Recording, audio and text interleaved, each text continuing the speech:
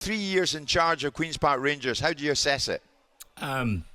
Very proud of certain aspects, Jim, in terms of where we were originally, how the squad has developed, the work ethic and the environment within the football department.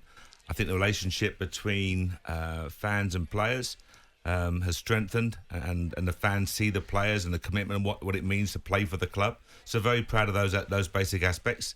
Disappointment, of course, is the last 6 to 8 weeks, Jim, to fall away from a very strong position, and you have to self-analyse and review that and look at responsibility. End of the day, responsibility lies with the manager. Fully appreciate that.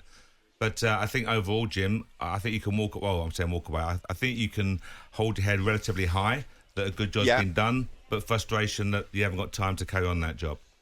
Of course, everybody wants promotion. That's what they're all driving at. In the Championship, you want to get out the Championship. You want to get to the promised land.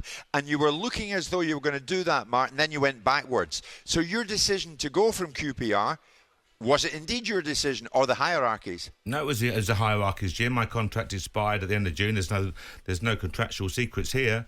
My contract expired at the end of June, and very similar to Tony Mowbray, in fact, that no conversations took place, and it just naturally ran its course, Jim. No more than that. But as I say, frustration, because you look at the squad and its development rather.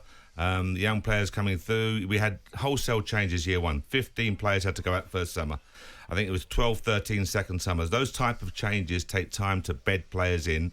But I was very pleased, Jim. 2021 was outstanding for us as a club.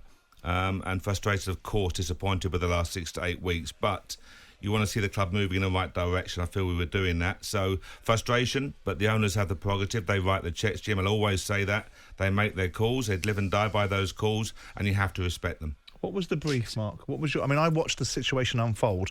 Media reporting that you were going to get fired. Your contract, I knew, expired at the end of June, so I knew that you weren't going to get fired. It was just going to run its course. 2 questions for you. What was your brief at the beginning of the season? And why did you leave it to the ownership model to come to you about your contract, given it's your contract? Why didn't you make contact with the ownership model to say, where am I? I think we had a very, very strong end to the second half of last season, Simon. Yep. So I think, for the whole of 2021, there's only one team, City, I think, had more points accrued. So we had a very strong season. Players were developing. There were a couple of lone players that come in. Charlie Austin came back to the club. And Stephanie Hansen, who both players contributed hugely to the performance at the end of last season. So I think confidence was high going into this year. Mm-hmm. I think they looked around the league, we had young players starting to mature and develop and flourish. If we could use recruitment well, I think the expectation was, having finished 2 points off 7th last year, to get in the playoffs. Then to get in the playoffs. Right, okay. And I, as a manager, Simon, in all honesty, I couldn't look at the fan base and say, just come top 10. It wouldn't satisfy the thirst of the fans. So we had to set ourselves an aggressive target. Budget-wise, we're still 15th, 16th, so we had to make sure we carried on moving in the right direction. That was the aim, was to get in the playoffs. In terms of my contract, I think there were a number of players out of contract as well, and decisions were made. We were told very clearly that nothing would be forthcoming until the end of the season. Now, again, as a manager, how hard do you push that? I recognise what I needed to do to... Playoffs would have meant that, I think, for me, a new contract would have been offered. I think that's fair to say. Again, no secrets being revealed. So that was my responsibility. So on that basis, we failed. I'll look at myself and say we didn't get to that goal of the playoffs. Did factors contribute to that? Absolutely. But that's another story. But I just think the whole idea of the contracts at many clubs now has to be reviewed, because for me as a manager, it impacts players. And I'm told they've got to be strong, they're professional, they're getting paid, but also understand that they've got other commitments and they can sign signatures at other clubs away from us from January, as you know yourself. So therefore, how does their mindset deal with that? And to adopt a generic approach of they've got to do A, B and C, everyone is different and some players will be affected more than others. So that was a contributing factor, undoubtedly. But that's Mark, as we head to the next bulletin, Mark, how would you assess it? Has management become harder as the years have progressed?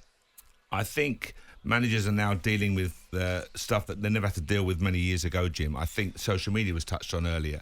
How you deal with how owners now deal with the social media platforms and how much they follow the social media platforms. I think the land of milk and honey, the Premier League, is getting wealthier by the year, Jim. And again, the lure for foreign owners is so clear for all to see. And therefore, expectations become non-realistic expectations. And managers and coaches and players have to deal with that, as does a fan base. So I think there's many aspects of the game now which were never in place 10, 20 years ago. Jim White and Simon Jordan. Monday to Friday mornings from 10. On AM, on DAB, via the talkSPORT app and on your smart speaker. talkSPORT.